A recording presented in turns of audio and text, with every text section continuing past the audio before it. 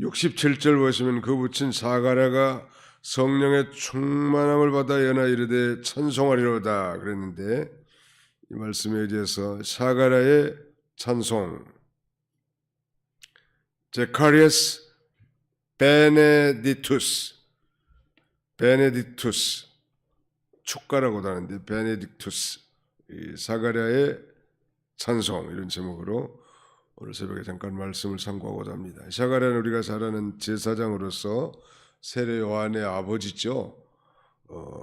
성소에 들어가서 직무를 수행하는 중에 가브리엘 천사가 나타나서 이 자신과 늙은 아내 엘리사벳에게서 아들을 낳겠다고 하자 믿지 못했습니다. 이런 불신앙의 죄 때문에 그는 하나님의 징계를 받아 벙어리로 세례 요한이 태어날 때까지 약 20개월 동안 벙어리 신세가 됐지요.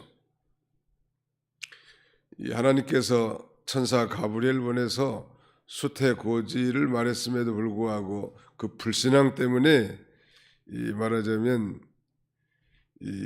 징계를 받은 것인데, 왜 그랬을까? 왜 불신앙을 했을까?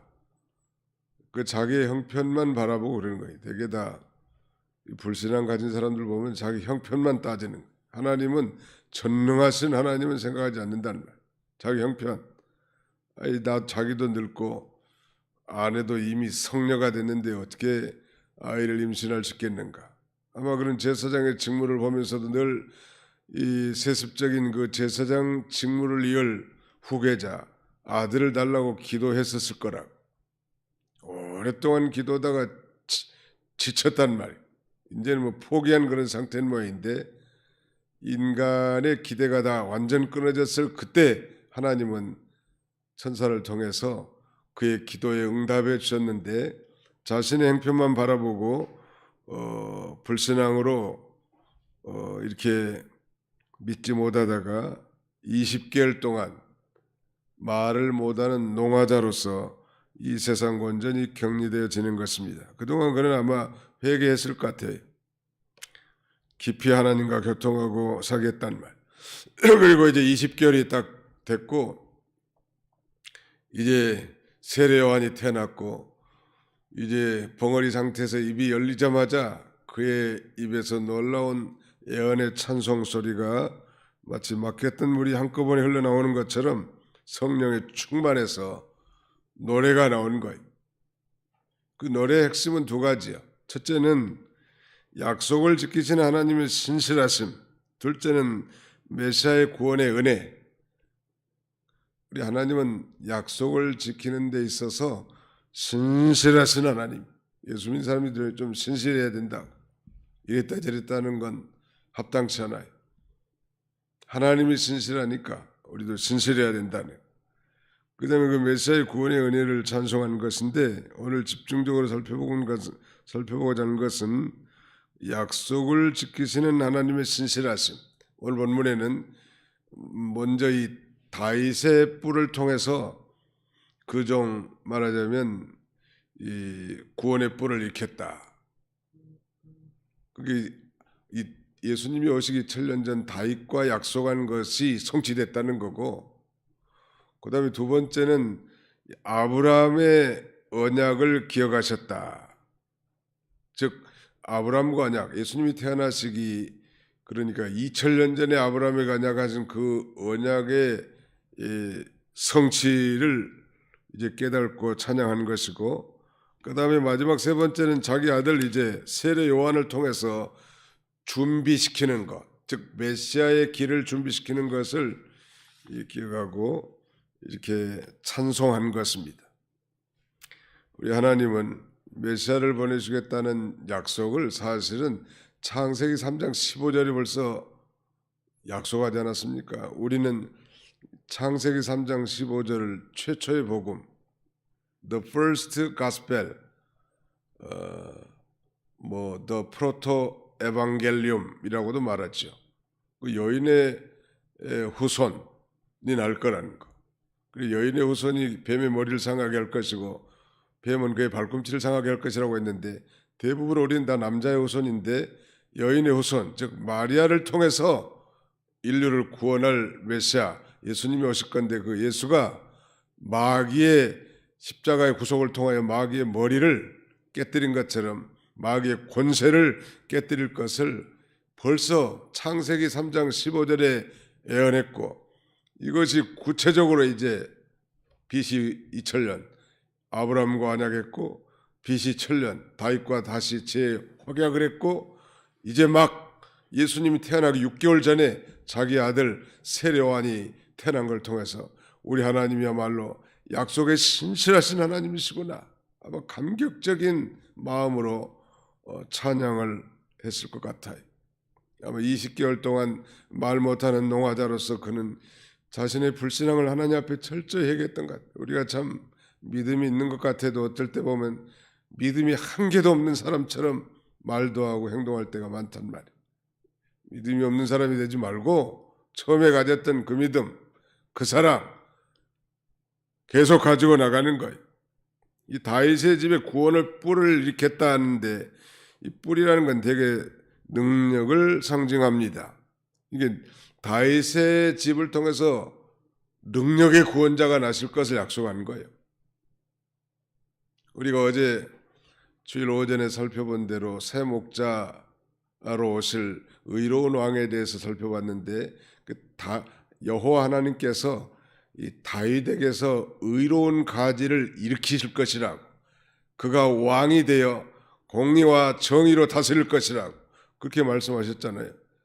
이게 예레미야 선지자도 그 다윗보다 400년 후에 선지자 역할한 사람인데 400년 전에 다윗에게 그 약속한 것을 성령으로 그렇게 예언한 거예요.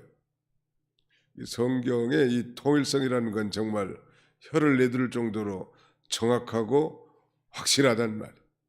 이런 확실한 하나님을 믿는다는 게 자부심이 있잖아요.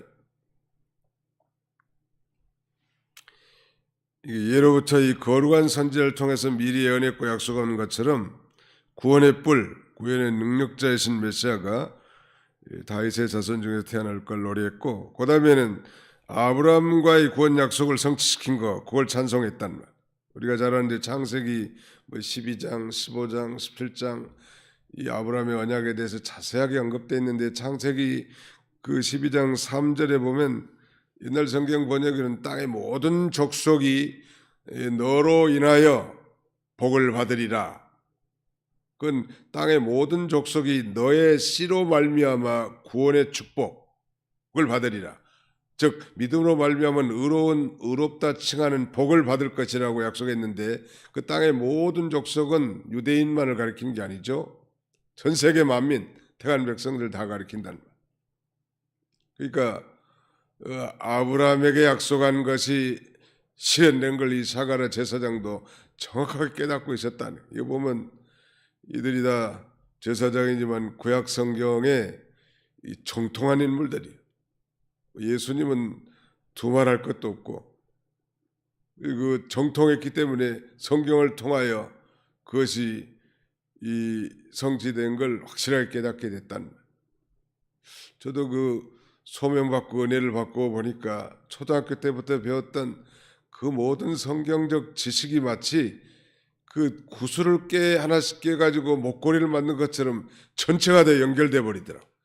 초등학교 때, 중학교 때, 고등학교 때, 대학교 때, 청년 때 들었던 그 단편적 복음과 진리의 내용이 이제 그 성령께서 깨닫게 해준데, 그게 한 아름다운 이 목구슬처럼, 이 목걸이처럼 다 연결이 돼 버리더라는. 지금 이 세례 요한의 아버지 사가랴가 아마 기도하면서 그게 완전히 연결돼. 아이고 그렇구나. 우리 조상 다윗 그리고 아브라함에게 약속하는 것이 이제 내 아들 세례 요한을 통해서 준비시키고 6개월 후면 이제 메시아가 태어나겠구나. 이 메시아를 준비할 아들을 내 아내를 통해서 이렇게 상상케 하셨구나. 정말 이거야말로 기적이다. 있을 수도 없는 일이 일어났구나. 얼마나 참 감격했겠는가. 감격스럽잖아요. 저는 이제 한국에서 목회를 마치고 이제 미국으로 발령을 받았습니다. 그 교회도 좀 어려웠죠. 미국 교회도. 가서 이제 수습도 하고. 그러나 나는 어떤 생각을 했는가 하면은 이제 내 인생의 마지막 하반기는 이제 미국서 목회하다가 또 영주권도 받아서 간 거니까 거기서 천당 갈 생각을 했습니다. 그건 사실이고 나도 그렇게 또 믿었고, 뭐 내 인생의 전반기는 직장 생활, 중반기는 한국 목회, 하반기는 미국에서 말년을 보내라고 하는구나. 그렇게 깨닫고 미국에 갔는데 또 5년 만에 다시 돌아올 줄 어떻게 생각했겠냐는 말이에요. 그건 돌아온다는 것 자체도 그 불가능한 일에 가까워. 요새 또 뭐 정책을 맡기다 보니까 하나님이 또 심부름 시키려고 그러지 않았는가 그런 생각이 들어요. 그러니까 하나님의 섭리를 그 순간에는 즉각 잘 몰라요. 지내고 보면 하나님이 그렇게 나를 인도하셨구나. 절대 우연이라든지 재수가 나빠서 그런 상황에 처한 게 아니고 지내고 보면 다 안다고. 아마 이 농아자로 20개월 기도하면서 아마 이 사가랴가 그렇게 생각했을 것 같아요. 성경을 생각하면서 마치 뭐 구슬이 목걸이에 끼는 것처럼 연결이 다 돼버린 거예요. 하나님의 그 신실하신 약속, 하나님의 약속의 신실하심이 정말로 놀랍구나. 아마 감격하지 않았겠나 그런 생각이 듭니다. 아무튼 아브라함의 복에 우리가 다 참여한 자예요. 아브라함의 복은 믿음으로 말미암아 의롭게 되는 칭의의 복이고, 아브라함의 씨인 예수 그리스도를 통해서 구원받은 구원의 복이 우리에게 임했다는 거예요. 그래서 세 번째는 이제 거기 그렇게 돼 있죠. 76절 이하여 내가 지극히 높으신 이의 선지자의 일컬음을 받고 주 앞에 앞서가서 그 길을 준비하여 주의 백성에게 그 죄 사함으로 말미암는 구원을 알게 하리니 라고 말합니다. 그러니까 이 세례 요한을 통해서 준비시킨 내용을 지금 구원자를 준비시킨 거예요. 우리가 정확하게 아는 대로 세례 요한은 예수님보다 정확하게 6개월 먼저 앞서 태어났는데 그것도 기적적으로 태어난 거예요. 불가능한 상태잖아요. 성령. 이거 보면 참 하나님은 참 깜짝 놀라게 하시는 분이에요. 성녀에게서 이렇게 하나님의 뜻이면 그렇게 된다는 거예요. 하나님의 뜻이 아니면 아무리 금식 철야기도를 해도 성취되지 않지만 하나님의 뜻이라면 불가능을 가능하게 하는 것. 우리의 형편과 사정을 초월해서 전능하게 역사하시는 하나님이시죠.